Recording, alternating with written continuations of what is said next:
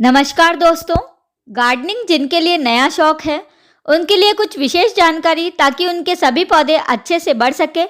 पौधों की जानकारी कुछ विशेष है, इसीलिए वीडियो भी थोड़ा लंबा होगा। वीडियो को अंत तक जरूर देखें एवं लाइक एवं सब्सक्राइब करना ना भूलें। जब हम नर्सरी से पौधे लगाने के लिए घर लाते हैं तो कभी कभी मिट्टी के सही रेशो का पता नहीं होने से या उसकी सही देखभाल का पता ना होने के कारण वे थोड़े समय में ही मर जाते हैं। कभी तो इनमें कीड़े से हम परेशान हो जाते हैं और कभी फूल फल नहीं आने पर हमारा मन परेशान हो जाता है और फूल व फल को जल्दी से जल्दी देखने व उगाने के जतन में हम रहते ही हैं।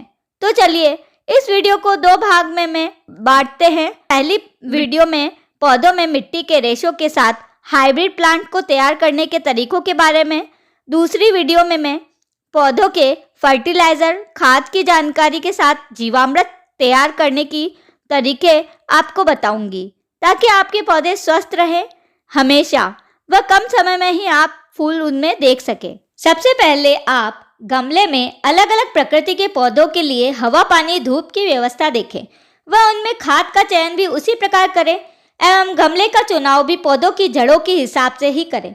जैसे गुलाब के पौधे की जड़ के ज़्यादा रेशे नहीं फैलाते एवं वहीं गेंदे का पौधा बहुत सारी बारीक बारीक जड़ें जल्दी ही फैला देता है, तो इसे बड़े गमले में ही लगाना चाहिए और गुलाब के पौधे को छोटे गमले में भी लगाएंगे तो वो हमें फूल दे देता है। गमले में मिट्टी मिक्स के रेशो की बात करें तो 50% गार्डन सॉइल, 30% खाद और 20% बजरी के साथ इनमें आप थोड़ी सी राख भी मिला सकते हैं। साथ ही ड्रेनेज होल का पूरा ध्यान रखें। फिर लाए हुए पौधे को 2 दिन अपने घर की जलवायु में रखकर शाम के समय में रिपोर्ट करें व भरकर पानी दें। आजकल हाइब्रिड प्लांट का चयन ज़्यादा होता जा रहा है क्योंकि ये प्लांट कम समय में ही गमले में फूल व फल दे देते हैं। ये वे बीज होते हैं जिनमें एक ही बार पौधा तैयार किया जाता है वह इन पौधों से प्राप्त बीज भी हाइब्रिड नहीं होते। सीधी भाषा में हम इसे इसी तरह समझ सकते हैं। गमले में ही कम समय में फूल व फल देने के 2 और भी प्रकार होते हैं। पहला है उसमें एयर लेयरिंग। ये वो प्रक्रिया है जिसमें हम अपने पुराने पौधे से नया पौधा जड़ सहित तैयार कर सकते हैं। मैं आपको इसे बहुत शॉर्ट में समझाऊं तो इस प्रक्रिया से तैयार पौधे हमें लगभग 1 साल में ही फल देने के लिए तैयार हो जाते हैं। यह बहुत कारगर तरीका है। इसमें जब पौधा लगा होता है उसी की स्टेम में रूट डेवलप की जाती है।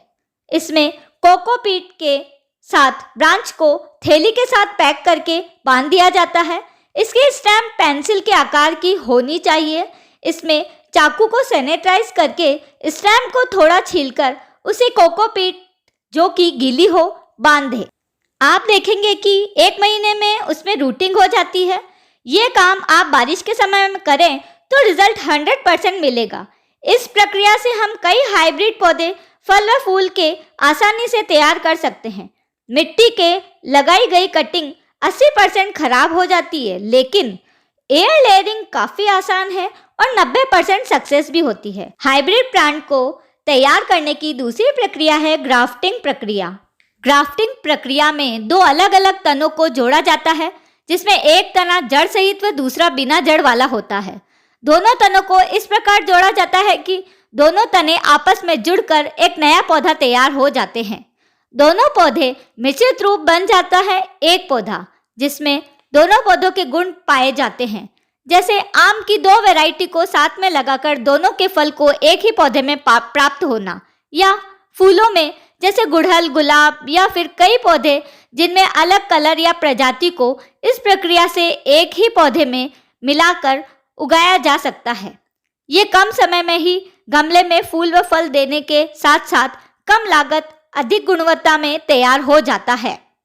इस प्रक्रिया में छोटे पौधे में ही फल व फूल तैयार हो जाते हैं देने के लिए। इस विधि से आप घर पर एक हाइब्रिड प्लांट आसानी से तैयार कर सकते हैं। आप किसी भी तरह अपने पौधों को तैयार करें, बस उनकी देखभाल सही हो, बाकी प्रतिफल 100% अच्छा ही होगा।